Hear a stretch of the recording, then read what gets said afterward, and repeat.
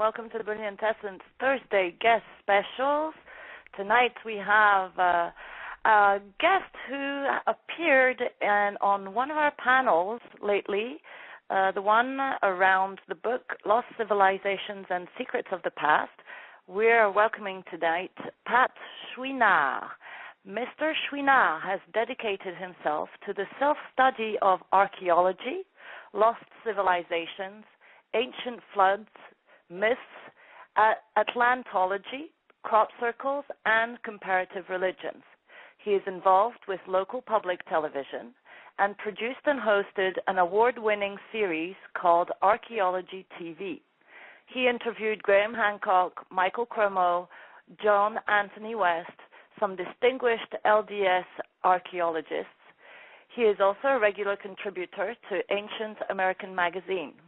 In his latest endeavor, he has published 2 books with Bear & Company, including Forgotten Worlds, From Atlantis to the Ex-Woman of Siberia to the Hobbits of Flores, and the second book, Giants of Atlantis, The Legacy of the Fallen Race. Please visit worlds.com. Worlds.com, yes. Perfect. Exactly. I will put that up in the Okay, chat room. I'm glad to be here. I'm glad to be here with you and your listeners. Awesome. So we're going to go straight into the subject, giants, myth or reality. Okay. Let's take it from there.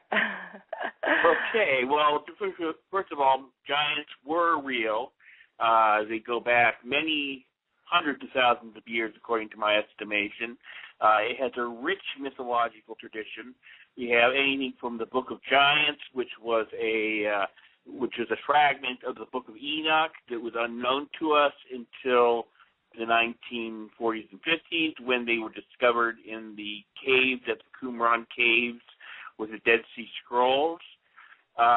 There is extensive evidence throughout the Bible, whether it is your favorite David and Goliath story or the story of the Nephilim. The Nephilim mean the fallen, hence the fallen race of my title of my book.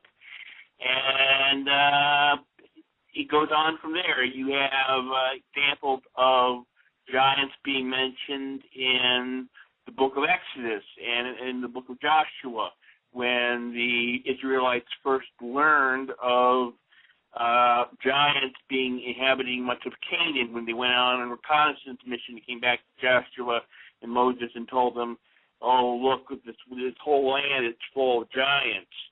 So throughout the Bible and throughout many sources of the Middle East, you see hints of giants.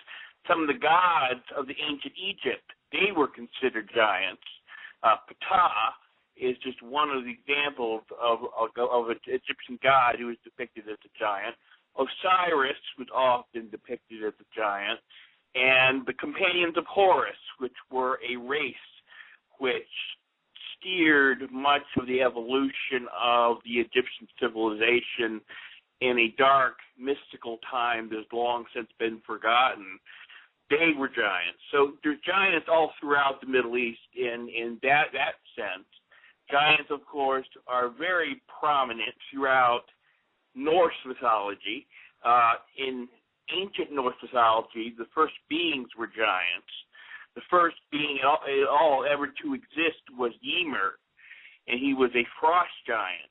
And the first beings to be created other than himself were, in fact, giants grown out of the sweat underneath his armpits and beneath his toenails.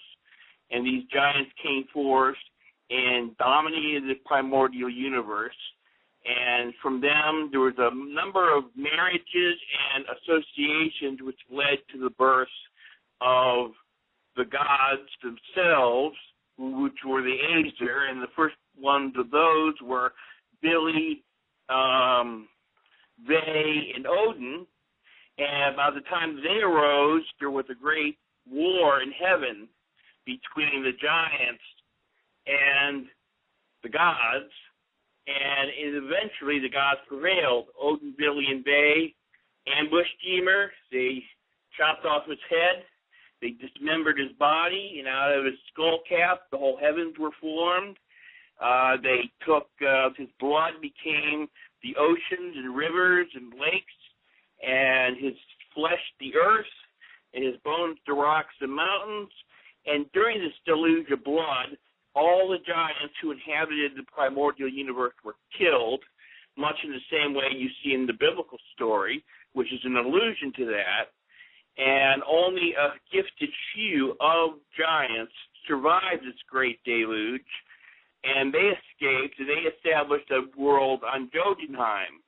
And meanwhile, Billy, Bay, and Odin being the leader, took the time to create the world, create man, and then man was placed in a place called Midgard, where he was sanctified by the gods, and he was overlooked by the gods. But we have to remember that the gods themselves were giants. The same thing holds true with the Titans. The Titans of Greek mythology, they were in fact giants. And so also, since the Olympians were the children of the Titans, the Olympians are also giants. So you have that race of giants. At the same time, you have giants which were more hideous, like the Cyclops and the 100-handers, who had 100 hands and 100 heads and were really distorted type creatures. And then you had another race of giants which were very attractive, and they were comparable in size to the type of giants you would imagine, being encountered by Jack and the Beanstalk and all that, those types of stories. They're more equivalent to that. One of them was Orion, who we get the constellation name from. But you also have another problem, too.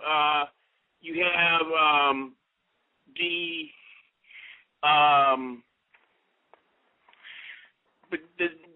Titans were the founders of Atlantis, historically speaking. The one who created Atlantis was, of course, Atlas. And Atlas, of course, gave his name to this lost continent. And all of the original inhabitants of Atlantis were giants. In fact, Plato called the Atlanteans earthborn. And earthborn directly meant giants because the earth goddess Gaia and the sky god Uranus gave rise to the first race of giants. So any reference to earthborn meant directly to the giants themselves. So it doesn't end there. And you also have an Arabic tradition. You have the Adites. And the Adites were not only extremely large and high stature, but they were also great engineers and great builders. So were the Cyclops. They were great engineers and great builders. And so, in fact, were the Norse giants. As hideous as they were, as monstrous as they were great builders. In Wagnerian myth, it was the giant Fafnir who built the abode and fortress of the gods on the instigation of the Lord Wotan, who was also the more German version of Odin, which was a Norse god. And you had all these gods were in fact related to giants. You had a great interrelationship between the gods and the giants. And that's basically, I mean, you even have Fijian giant myths in which a great race of giants once existed, and later when their civilization, which was basically Lemuria, it was called Hevita or Barotu, sunk beneath the ocean. They arose and created the Samoan Islands. So there's a lot of different motifs and mythologies and stories and tales, but they all relate to the same theme. At one time, this world was dominated by a race of giants. Giants, in fact, did walk the earth, mythologically speaking. And so, archaeologically speaking, we have found many remnants of their existence. How far back have we found artifacts or bones or we found bones that go back, in some cases, 1 million years. There were some incidences in Mexico at the turn of the 20th century where they found some mummified remains of some prehistoric giants that dated back into the millions of years. They were discredited by the Smithsonian, who then took the bones and documented them. There's cases of this where you can verify their existence, but the Smithsonian, dutifully to their profession, denies their existence. I see. Now, it seems to me that the size of the giants varies to go from a god size creating lands and rivers to those described as between 6 and 10 feet tall. Did that come through time, or were they there at the same time? I don't know, but the interesting thing is that there was a book written by Robert Lomas and Christopher Knight, and it was called Uriel's Machine. Are you familiar with that book? Nope. All right. They wrote a book called Uriel's Machine, and they proposed that there was a link between early biblical giants, which they said were between 6 and 8 inches tall, and they were blonde and blue-eyed, and they were of European extraction, and they were the basis of the Caucasian mummies of China. Now, are you familiar with the Caucasian mummies of China? Yes. All right. They linked those two, I call them disparate worlds, the biblical with the European and the Western Chinese Caucasian mummies. Mm-hmm. And when I read it, at first I was kind of skeptical, but really it has a lot of good points to it, and that's a possibility, because when you consider the fact that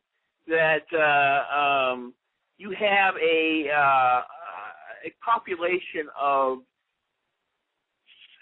Southern Europe and the Middle East where the average height is maybe 5'6", 5'7", and you have these other dudes, so to speak, who are over 6 to 6.5 to 6'3" to 6'4" to 6'5", 6'7". These are monstrous beings compared to these small little Mediterranean guys. Mm-hmm. So there's every reason to believe that a lot of the myths early on arose just by the fact that when they encountered such large people, they did in fact appear to be giants to them. Right. But I don't think that's the whole story altogether. Mm-hmm.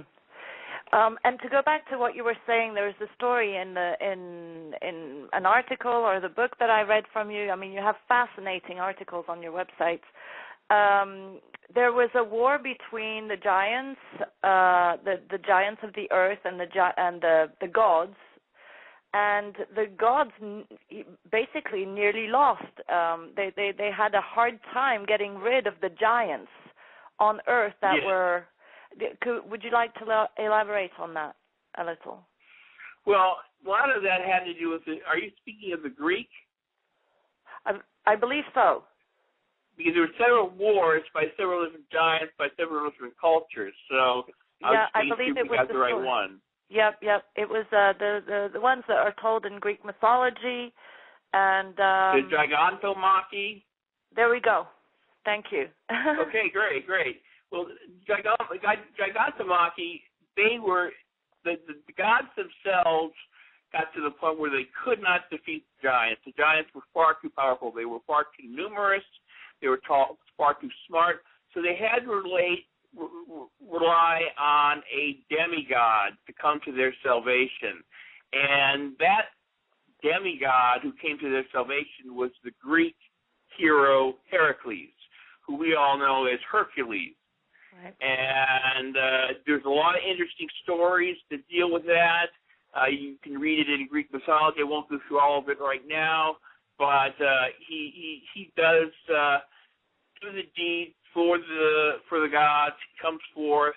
He annihilates the gods, and the interesting thing is that one of the gods he annihilates was Aeneas, and Aeneas ended up to be found centuries later in Rome in a burial pit, and they found his tomb, and it's recorded in history to actually be found. And in my book, Giants of Atlantis, I discussed that. Interesting. Very interesting. I want to say hello to everybody who's joining us right now. We're talking with Pat Chouinard on giants, and some of them you've described really as monsters.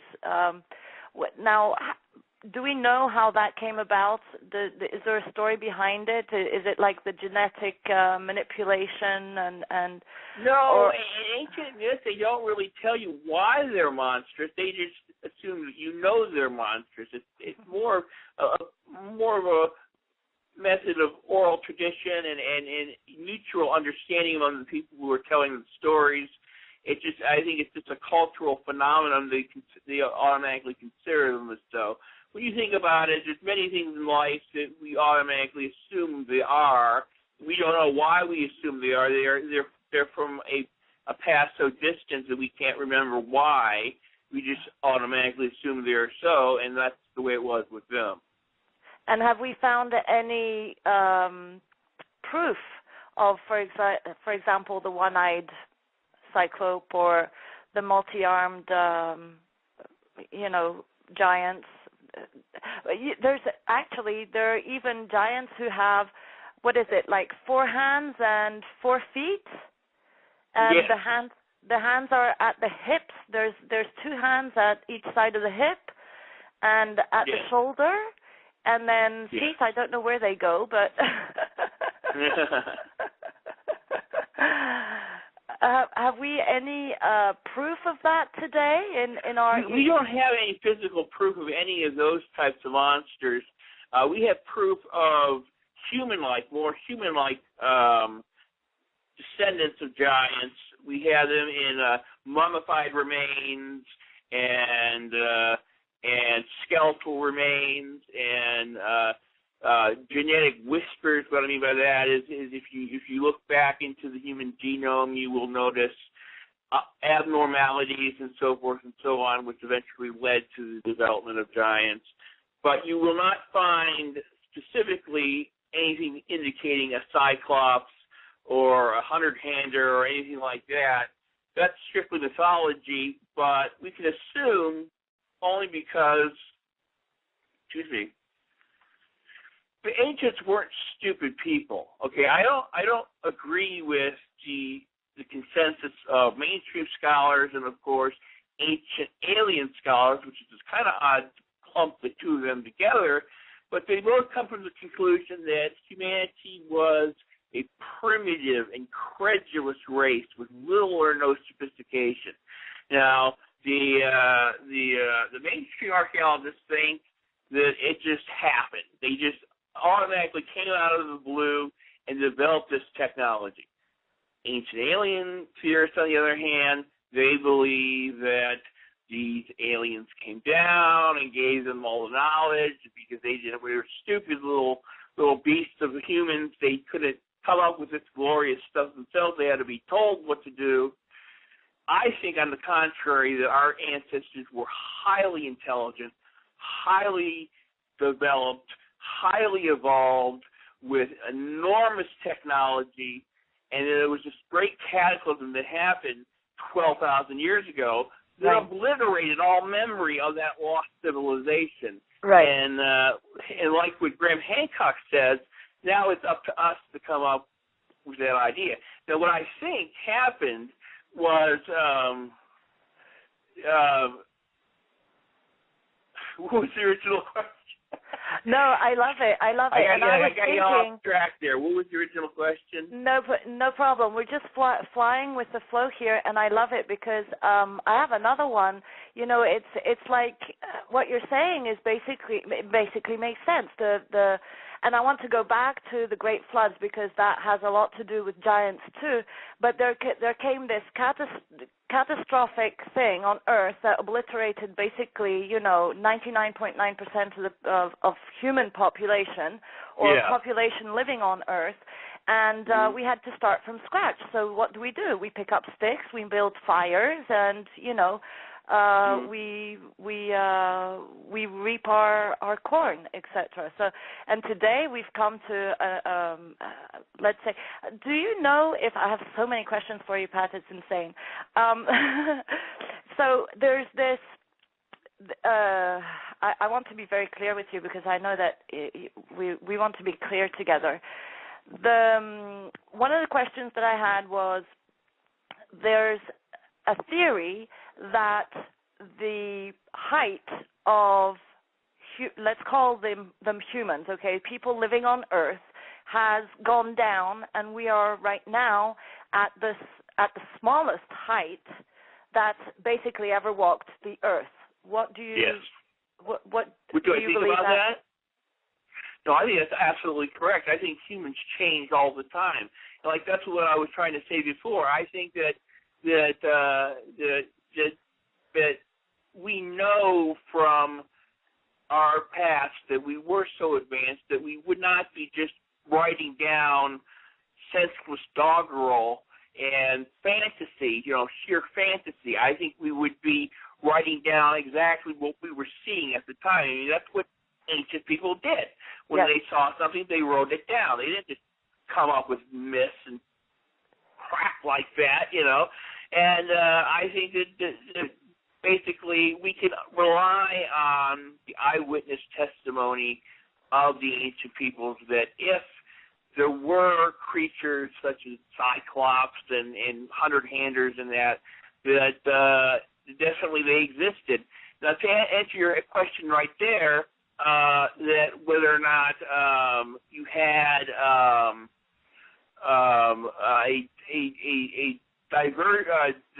digression of the size of modern humans, that's essentially correct, because we are always evolving, always changing, always altering our bodies in a constant transformation and in a constant change, because that's the essential law of life. All things change. It's part of the concept of entropy, of having everything completely tight and neat and orderly, and it's from order to chaos. And chaos never goes back to order. It's always order to chaos, and chaos to more chaos. So change is inevitable. So I wanted to go back to the business of flooding that everybody knows about now. The Earth went through some floods, and but in the book, you actually explain that this flooding, just like the stories of flooding are throughout our continents, in all continents we have the same stories of the same flooding. And you point out that at the same time there were different races of giants throughout the continents too. Right. How? I forgot my question. Okay, so to go back to the fact that these giants were, super advanced and fought with the gods and had this super technology, etc. Would it be a possibility that these guys, these giants, built spaceships and left the Earth? Well, of course, when you consider the fact that, that's the one thing I agree on with Michael Kramer. I don't agree with all his theories because, he gets into a very anti-evolutionist stance, and I'm very much to the contrary. But what he said was that this planet is, in fact, billions of years old. And mainstream scholars agree with that, but what he says is different is that humanity is billions of years old, that our race as a culture and as a civilization goes back many hundreds of thousands, millions, even billions of years, and that type of attitude is supported by the Sanskrit writings of India. Now, if we in fact are billions of years old, and not just, say, a million, with civilization being a mere 6,000 years old, if civilization itself goes back hundreds of thousands, millions of years, why not during that period of time? Why would it not take? What would exclude the possibility of a race of sheer power and energy to evolve on this planet and take to the skies? We have eyewitness testimony in ancient times of craft called Vimana, and also we have accounts by Confucius in 228 BCE in China of flying carriages. So there's evidence of space and aerial travel in ancient times. So I don't doubt the possibility that at one time this whole solar system was alive with culture and civilization. Oh my gosh. Yeah, and at the same time, they weren't all very kind and nice. I mean, they're, basically like humans today. Some of them are pretty bad. Yeah. Yeah. Really fascinating. Let me see. I've got so many. I wanted to go back to what the frost giant was, and specifically the specifications. Some are hairy. Some are said in terms of giants in general. Some are said to be red-haired, even. Some are a lot, if not all. This is a question. Are Caucasian, like white-skinned? Yes. So that means that they're not hairy because you could see the skin, right? Right. And then you have the ones that are just weird and kind of a mix of beasts and humanoid. It must be so difficult to do this research into giants, because you go, for example, you take the American continent. Talk to me about what you found to be true in terms of giants and monsters on the American continent. Well, that's a very interesting question, because there were here on this continent red-haired giants as early as late as 15,000 BCE. And they existed before the arrival of the Mongoloid tribes. And it was this race of giants, these red-haired giants and these blonde giants, that existed on this continent, that is recorded later on in the midst of Central America and South America and throughout North America, of the great white god. Mm-hmm. And what was his name? They had numerous names for him. One of them was Viracocha, the other one was Kukulkan, then there was Quetzalcoatl, and there were several others. Is there any, because these names sound very much American Indian in a way, is there any ties to the culture that evolved on the American soil? Yes, they were the upbringers of the Mongoloid races that settled in North America.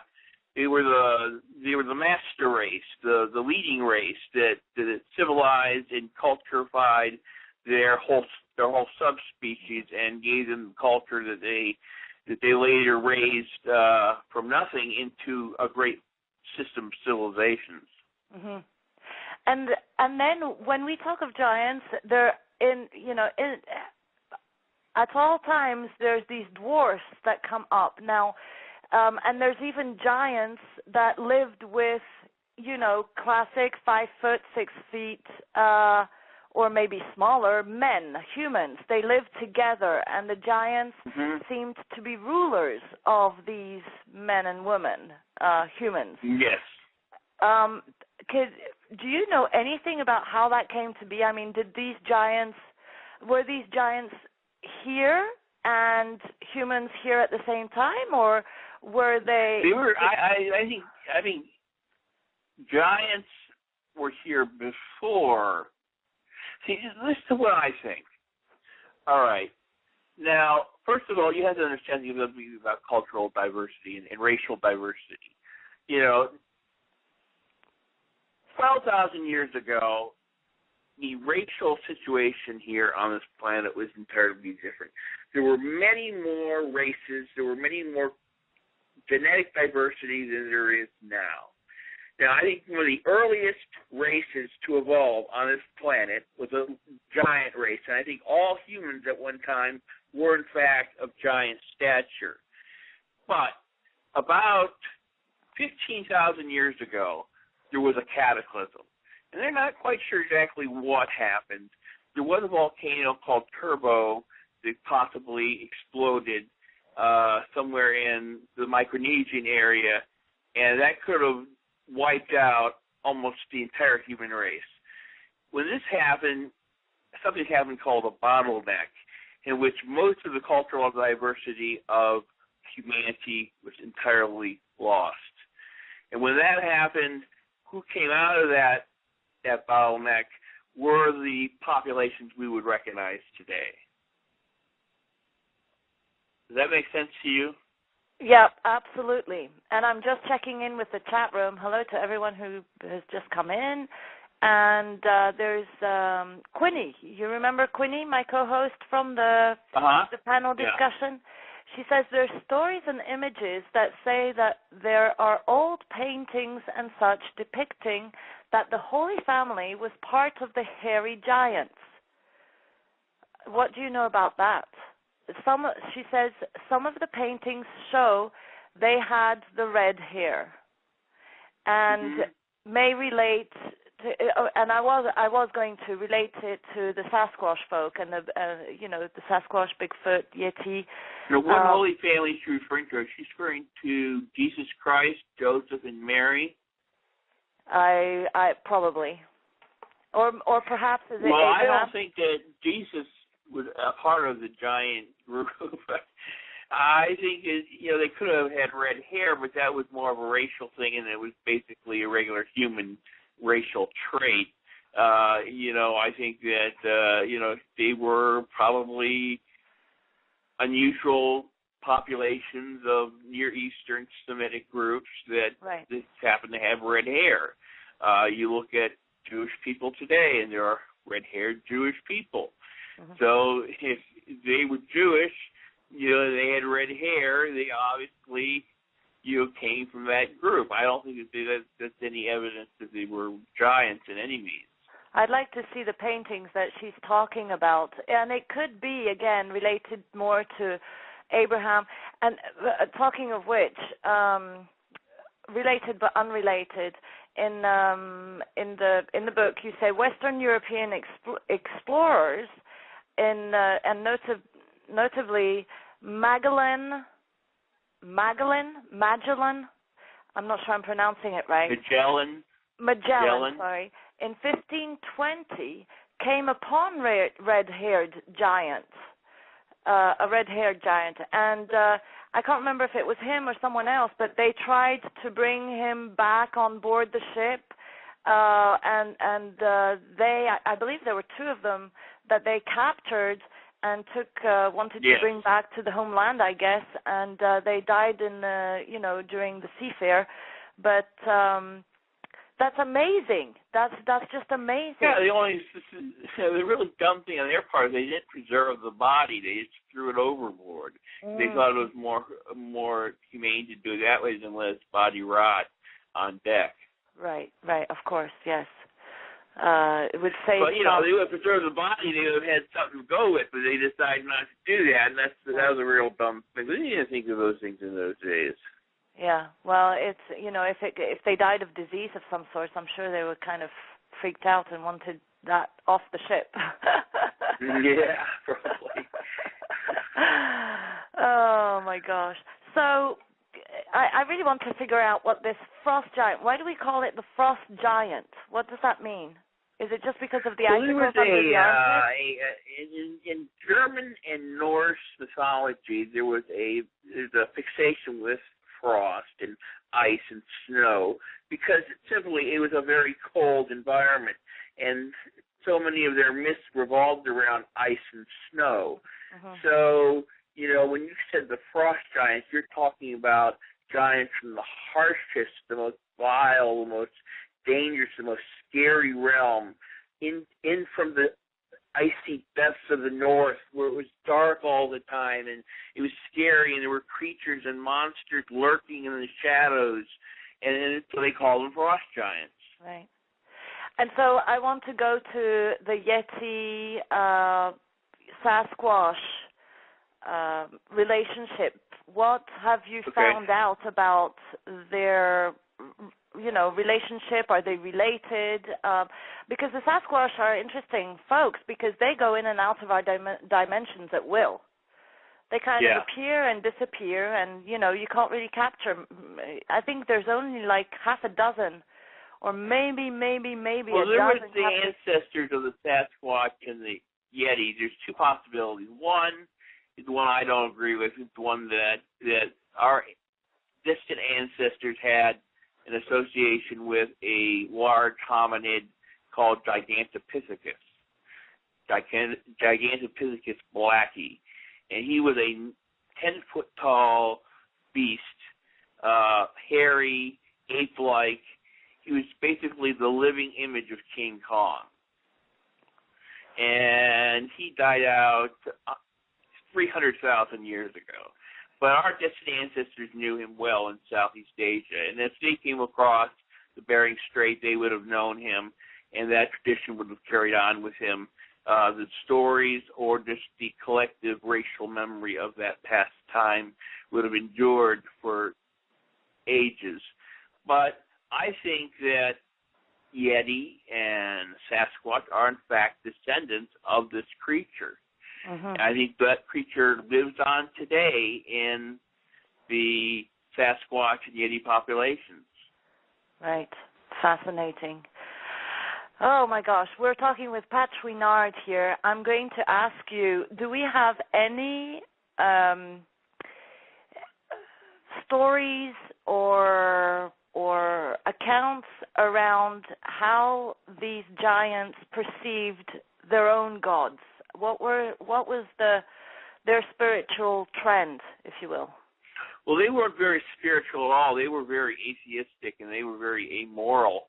And they saw themselves as the epitome of all creation.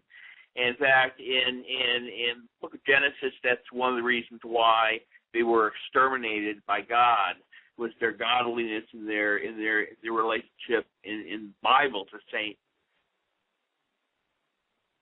Oh, Pat? I don't know if we've got Pat still with us. Pat, yeah, can you hear me? Oh, there you go. Good job. They were atheists. Someone's not happy with that statement. Go ahead. So we don't know if they built churches and No, they might have had temples of pagan idols and things like that, but they were pretty much self-concerned about themselves. In any of the accounts of giants, there's very little mention of any type of religiosity among them. Mm-hmm. And we're coming we're in 2012, and there's so many stories going around about what's going to happen on 21st December 2012. First of all, what relationship do you know about that exists between the Mayan culture and the giants? And second of all, I heard these stories where, and I'm not going to go into my channeling. I'm not going to be Astrid right now. I'm just channeling questions for the audience here. But there are stories out there that we are entering a multi-dimensional vortex of some kind, and these monsters or giants or everybody's coming out basically, which is it's like having a giant cyclope in your backyard. I don't think that's going to be very fun. Well, I think we don't have to worry about that. I think now is the time that we need to look at 2012 as one thing in one thing only, and that is the signification of our time as a species to take control of our own destiny. It's now time to realize that we are the Terran race. We take what we want, and we seize the future. And if we see a destiny worthy of making it for ourselves, we should take it. And I think that it's now time to come to a new consciousness, a new awareness of what we are as a Terran species. Our Terran race has survived and endured for many millions of years. And if we go with the correct spirit, we can see that in the future it will endure for many million years to come. There's no reason why our species can't survive. This is a paradise planet. It's been given to us by the grace of God to lord over and protect at all means. And I think we should do that. I think we should protect the environment. I think we should protect ourselves. I think we should build a future worthy of a great race, a great people. And if anyone goes against that, well, then we're just going to have to deal with that later. Right, right. I'm just sad for the fact that, one day this earth will be covered, whatever, and then new cells will come out and they'll start digging. And what they'll find is nuclear trash, toxic trash. And that will represent our society, our civilization right now. It's kind of ridiculous. That's a good reason why we should take a good look at what we're doing to the planet and decide that we're not going to stand for that under any means. We're not going to let the politicians tell us what to think and then go after them and listen to their propaganda that they spill out like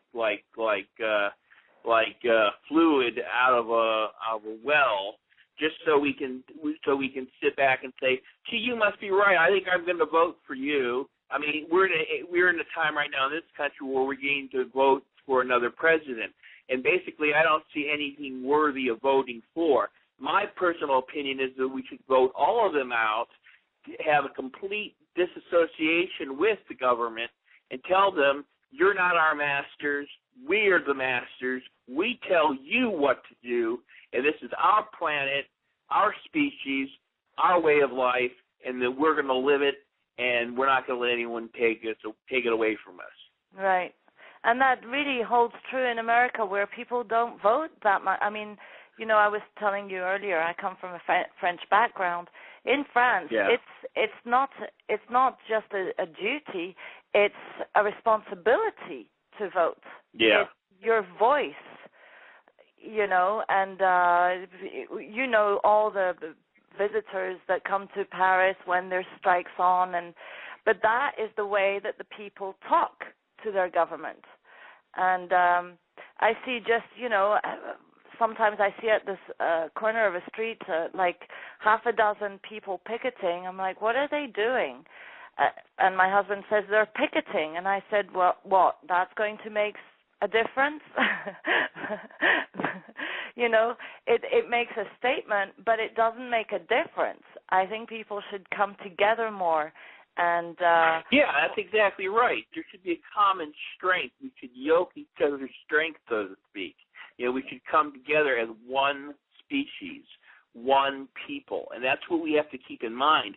We're not just French. We're not just American. We're not just Russian. We're not just Chinese. We're not just Iranian.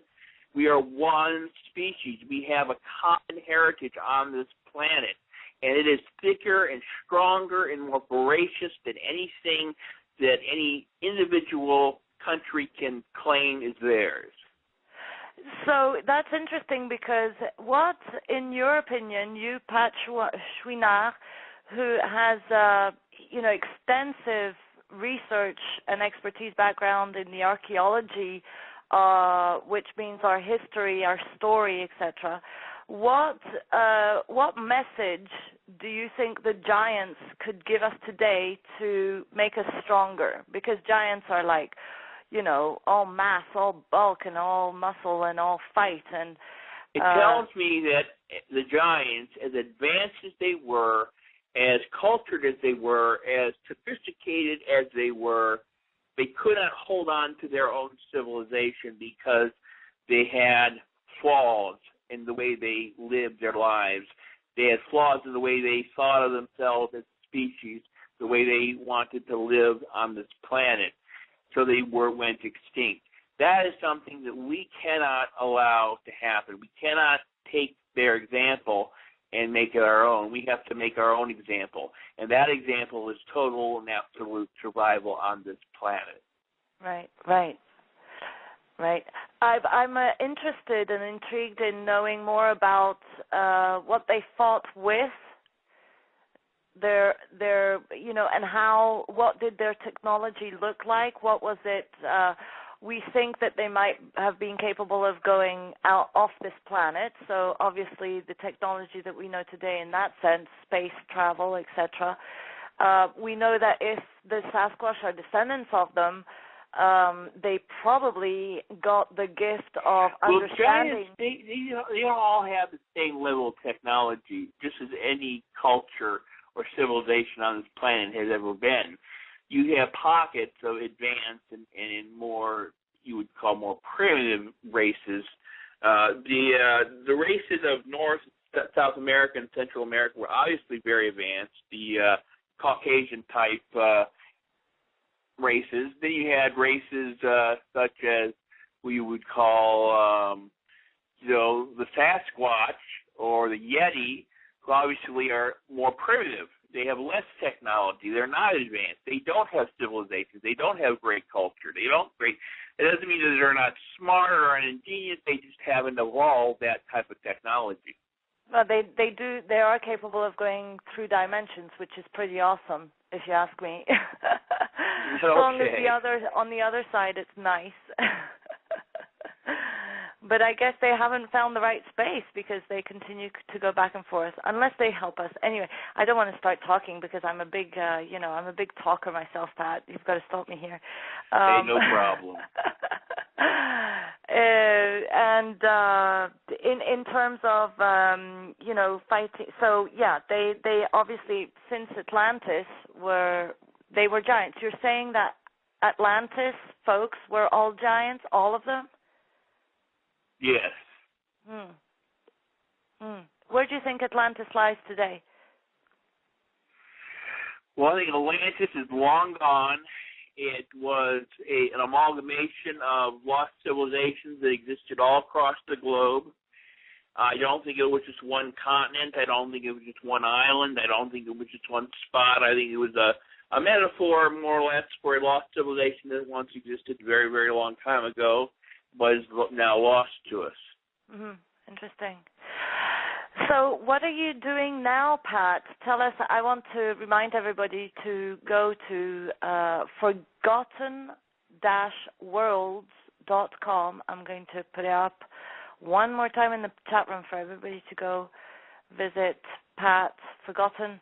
And Pat, I'm sure you're open to, if anyone out there is a radio host, I'm sure you wouldn't mind an introduction to come on another time, on another space. No, not at all. Yeah, I have friends here who are listening in and who are hosts themselves. So if you guys are interested, give me a call. You know where to get me. ForgottenWorlds.com, forgotten-worlds.com to find Pat. What are you doing, Pat? Are you going to a seminar? I heard you were going to Mike Hank's seminar in October. Fantastic. Yes, I don't know. I want to go, but I might actually be doing a tour. I'm not quite sure. That's something else that's a possibility. If I don't do that, I definitely will be going to the symposium in October. Good. And there are books coming out. 2 books coming out? Or are they already out? 2 books coming out, Forgotten Worlds, and then the other one is Giants of Atlantis. Oh, I still want those. I've got to have you back for both of those. That would be great. Oh, thank you. Great. Anything else you want to add, Pat? Okay, so let's hear a bit about the man himself. You're obviously super interested in archaeology. Is that from being a kid, digging on the ground, or where did that come from? Well, I originally had a very big interest in paleontology as a youth. when I was a kid, we had a house out in Ocala, which is a rural area in Florida, and there was a large forest out back, and we would go out there and we would find cow bones, where they took the cows and they dumped them and then they decomposed and became bones. Like I would pick up the bones and haul them back to our garage, and I'd set them up and pretend they were dinosaur bones, So I had a real interest in paleontology for a long time. But then as I got older, that interest evolved into an interest in astronomy, in oceanography, in history. I became a very big, I had a lot of interest in the history of the Third Reich and communist Russia and the whole debacle of the 20th century and all the different wars, World War I, World War II specifically. Then that evolved into interest in science again. I got interested in science fiction. I had several science fiction clubs throughout my teenage years. And during the period of being a teenager, about the time I was 14 or 15, I decided to become a professional writer. So the first things I wrote, of course, were science fiction stories, and then that evolved into doing some fantasy. I did some one was called Christmas Encounters, which was a fantasy collection of stories about winter gods and ancient spirits of winter and Christmas and things like that. And then I eventually started writing ancient mysteries about the age of 22. And throughout that period, I started to really concentrate on archaeology. I got involved with public access and did an archaeology TV show.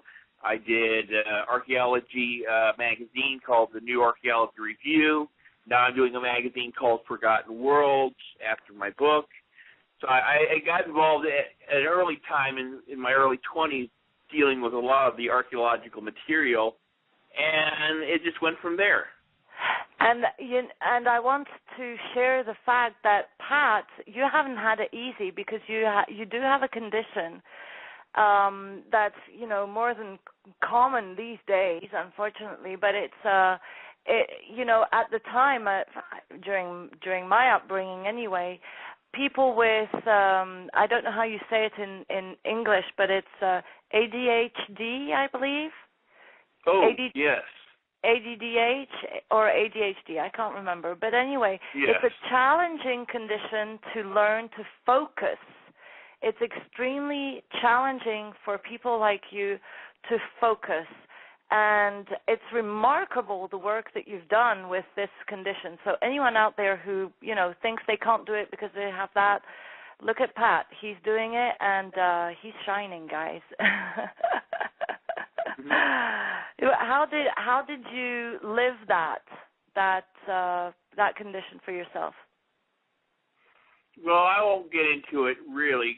It was very difficult in my youth, especially socially, and how I got along with my peers, and and my mother was a very protective mother, and she controlled a lot of my life, so it was very difficult when I was young, getting out and doing the things that normal kids did, and because of that, I turned to myself and my own ingenuity and my own passion for what I loved most about life and what I loved most about culture and civilization, and I took it from there. Right. And that's what I love about, meeting people, is to realize that everything that happened to them or for them is part of the structure of their life when they start to share and give. It's the backbone. It's the it's the muscle that got tightened to expand the heart more outwards. I just love that. And again, I'm not going to go start channeling, but Pat, it was absolutely fabulous having you on. I could go on and on. I've got more questions for you, but I'm sure I'll see you on one of the shows soon. Keep us updated. Come back for your new books, please. Rose, there was a great war in heaven between the giants and the gods, and eventually the gods prevailed. Odin, Billy, and Bay ambushed Ymir. They chopped off his head. They dismembered his body, and out of his skull cap, the whole heavens were formed. They took his blood, became the oceans and rivers and lakes, and his flesh the earth, and his bones the rocks and mountains. And during this deluge of blood, all the giants who inhabited the primordial universe were killed, much in the same way you see in the biblical story, which is an allusion to that. And only a gifted few of giants survived this great deluge, and they escaped, and they established a world on Jotunheim. And meanwhile, Billy, Bay, and Odin being the leader, took the time to create the world, create man, and then man was placed in a place called Midgard. There is extensive evidence throughout the Bible, whether it is your favorite David and Goliath story or the story of the Nephilim. The Nephilim mean the fallen, hence the fallen race of my title of my book. And it goes on from there. You have examples of giants being mentioned in the book of Exodus and in the book of Joshua, when the Israelites first learned of giants inhabiting much of Canaan, when they went on a reconnaissance mission and came back to Joshua and Moses and told them, oh, look, this whole land is full of giants. So throughout the Bible and throughout many sources of the Middle East, you see hints of giants. Some of the gods of the ancient Egypt, they were considered giants. Ptah is just one of the examples of an Egyptian god who is depicted as a giant. Osiris was often depicted as a giant. And the companions of Horus, which were a race.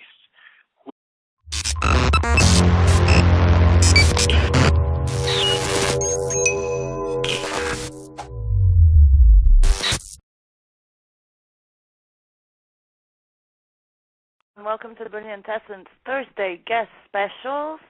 Tonight we have a guest who appeared on one of our panels lately, the one around the book Lost Civilizations and Secrets of the Past.